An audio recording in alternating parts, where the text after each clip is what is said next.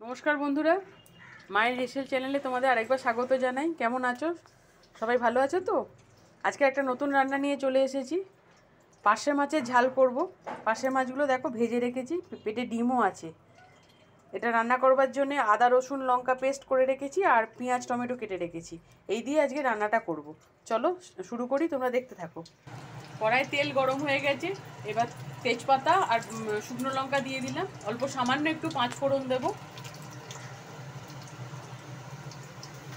এবার পেঁয়াজ আর টমেটোটা এর মধ্যে তুলে দেব। এবার পেঁয়াজ টমেটোটা তুলে দিচ্ছি। এটা হালকা ব্রাউন মতো হয়ে গেলে তার মধ্যে আদা রসুন লঙ্কাটা তুলে দেবো। পেঁয়াজগুলো অল্প অল্প বাদামি হয়ে গেছে। এবার আদা রসুন লঙ্কা পেস্টটা অল্প করে দিয়ে দিলাম। এটা যেহেতু ঝালটা মেশানো আছে তাই স্বাদ মতো দেবে। ঝালটা যে যেরকম পছন্দ করো সেরকমই দিও।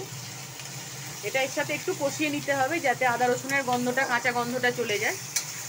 আমার মা বেশিরভাগই বাটা মশলাই ব্যবহার করে, গুঁড়ো খুব কম দেয়।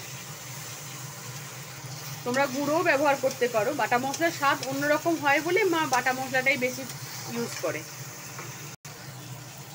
অল্প একটু হলুদ গুঁড়ো দিয়ে দিলাম আর স্বাদ মতো একটু নুন দেব।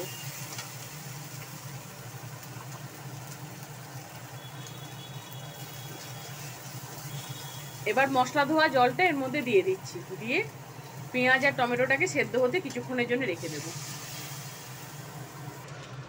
দেখো টমেটো পেঁয়াজ সব সেদ্ধ হয়ে গেছে, গ্রেভিটাও বেশ মাখা মাখা হয়েছে। এবার মাছগুলো দিয়ে এর সব, মাছগুলো ভাজাই ছিল, শুধু দিয়ে এর সাথে একটু এপিট ওপিট করে নেব। এটা পুরো মাখা মাখা হবে একদম, সেই জন্য ঝোলটা আগেই একটু টাইট করে নিয়েছিলাম। শুদ্ধ গায়ে গায়ে হবে এটা। দেখো আমার পার্শে মাছের ঝাল রেডি। এবার এটাকে নামিয়ে ফেলি চলো। দেখো আমার পার্শে মাছের ঝাল পুরো রেডি হয়ে গেছে। রেসিপিটা কেমন লাগলো তোমরা জানিও কিন্তু বন্ধুরা, কেমন? আর চ্যানেলটাকে সাবস্ক্রাইব করে প্লিজ তোমরা পাশে থেকো। আর এভাবে নতুন নতুন রান্না দেখবার জন্যে চ্যানেলটা ফলো করো, কেমন? আজকের মতো টাটা।